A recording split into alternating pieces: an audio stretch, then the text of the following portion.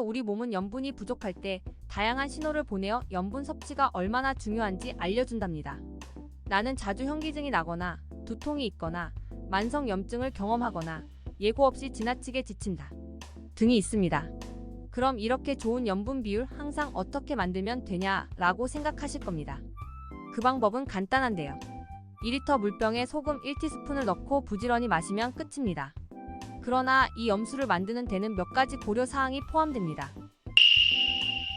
안녕하세요. 건강을 위한 지식사전 건강한 정보 TV입니다. 식사하실 때 두 가지 음식이 나옵니다. 하나는 싱거운 음식, 하나는 짠 음식. 어떤 것이 더 건강에 도움이 된다 생각하시나요? 혹시 짠 음식보다는 싱거운 게 좋지라고 생각하시나요? 그렇다면 오늘 내용 꼭 들어보셔야겠네요. 수많은 의사들과 수많은 언론 매체들은 어릴 때부터 소금이 나쁘다고 주장해 왔습니다. 언제나 저염만을 강조하며 나트륨 섭취를 줄여 한다는 말을 많이 듣는데요.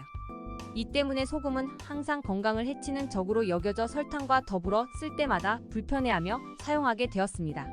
그러나 여기에는 놀라운 사실이 숨겨져 있습니다. 소금이 우리 몸에 해롭다는 말을 들었음에도 불구하고 병원은 소금을 가장 자주 사용하는 곳입니다. 아이러니하지 않나요?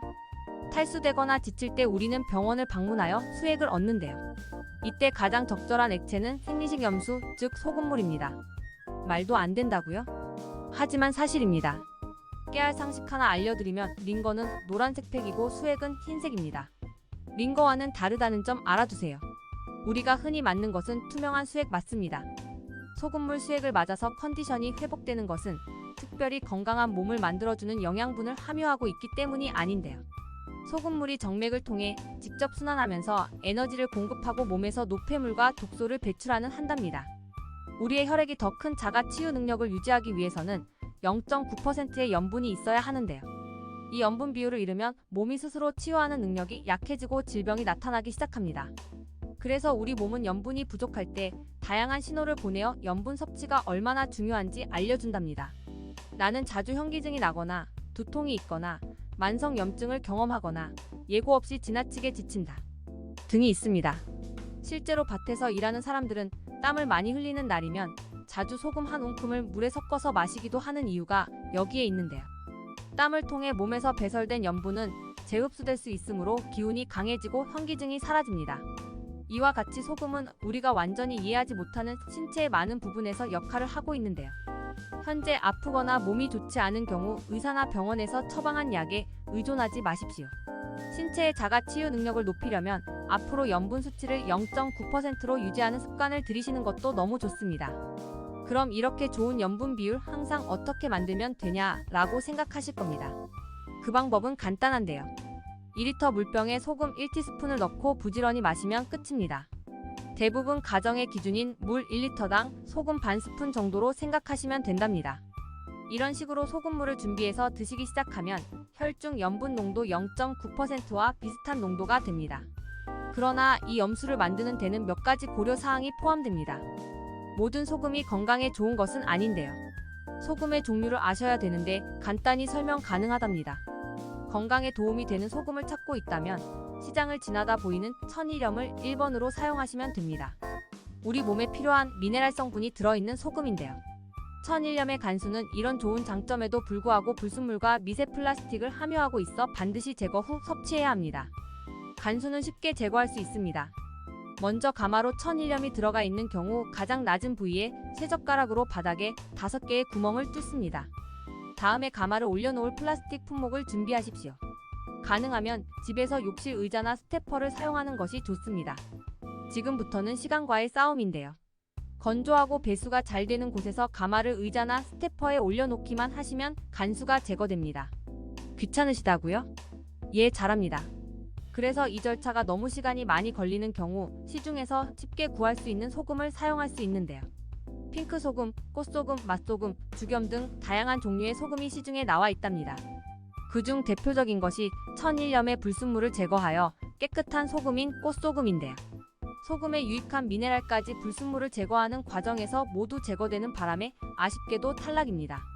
꽃소금 흔히 나트륨 함량만 높다 하지요. 다음 소금은 정제염에 인공조미료를 섞어 만든 조미소금입니다. 조미료는 음식점에 사용되는 소금의 대부분을 차지하는데요. 소금을 먹을 때 건강을 생각한다면 정제염을 피하는 것이 좋습니다. 다음 재료는 핑크 소금인데요. 일반 소금보다 나트륨은 적지만 몸에 유익한 미네랄은 풍부답니다. 소금의 미네랄 함량은 분홍색 정도에 따라 증가하니 진하면 진할수록 미네랄 함량이 높답니다. 다음은 죽염인데요. 천일염을 죽통에 담아 가마에 9번 구워 죽염을 만든답니다. 시중에서 쉽게 구할 수 있는 소금물을 섭취하고 싶다면 분홍소금이나 죽염이 가장 베스트입니다. 이쯤 되면 소금 좋은 줄은 알겠는데 소금물 먹는다고 인생이 크게 달라지겠어? 라고 생각하신다면 지금부터 얘기 집중해주세요. 염분 0.9%를 함유한 소금물을 일상생활에서 꾸준히 섭취했을 때 우리 몸에서 일어나는 놀라운 변화 시작합니다. 먼저 숙면을 촉진합니다. 속담에 따르면 건강과 숙면은 밀접한 관련이 있는데요. 미네랄이 풍부한 소금의 신체 흡수는 멜라토닌 생성을 촉진하는 데 도움이 됩니다. 이 멜라토닌 성분은 졸음을 유발하니 숙면에 도움이 되겠죠. 수면 장애가 있는 노인들은 따뜻한 물에 소량의 천일염을 준비하여 취침 전에 마시면 되는데요.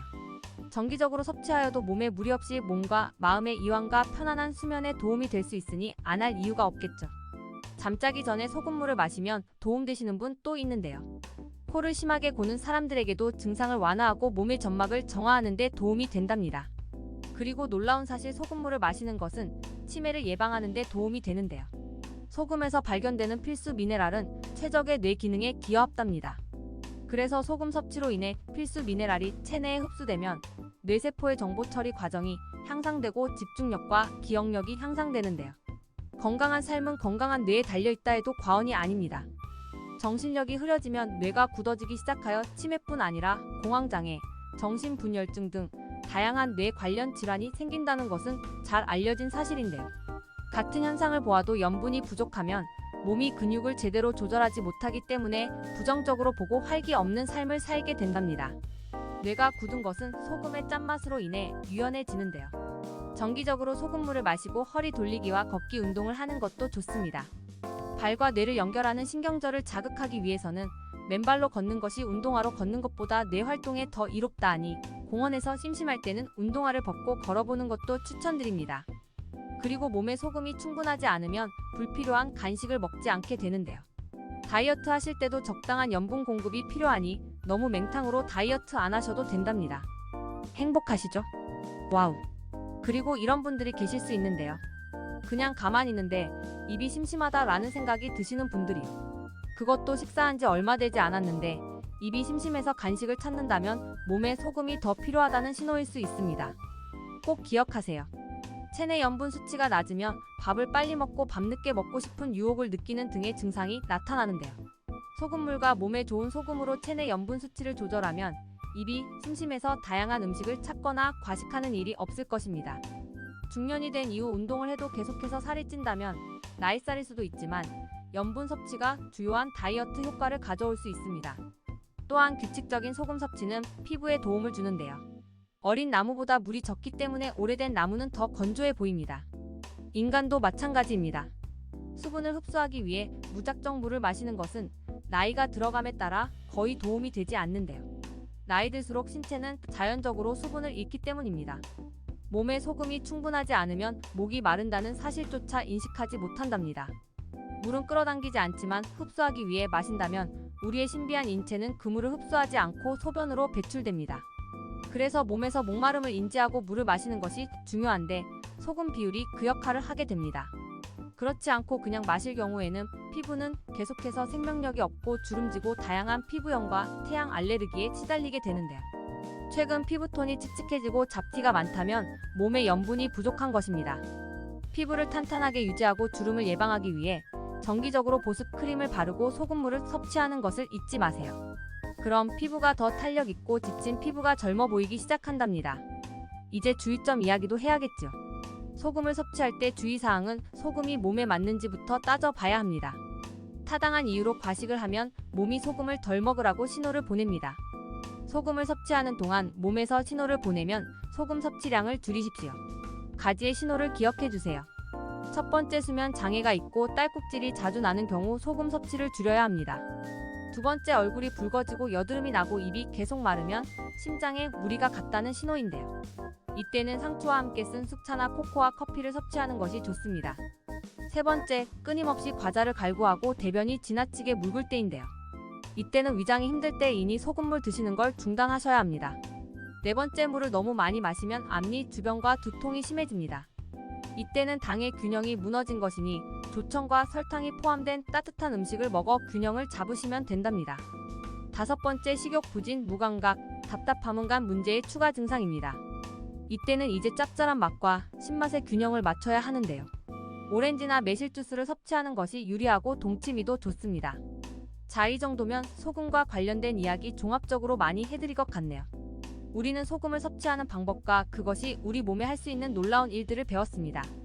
주의사항 잘 참조하시어 우리의 몸의 염분 0.9%를 유지하시기 바랍니다. 너무 어렵다고 걱정 마세요. 건강한 정보 TV에서는 더더욱 쉽고 좋은 내용을 준비하겠습니다. 앞으로도 싱싱한 건강 관련 정보를 원하시면 구독과 좋아요, 알림 설정은 건강한 정보를 얻는 첫걸음입니다.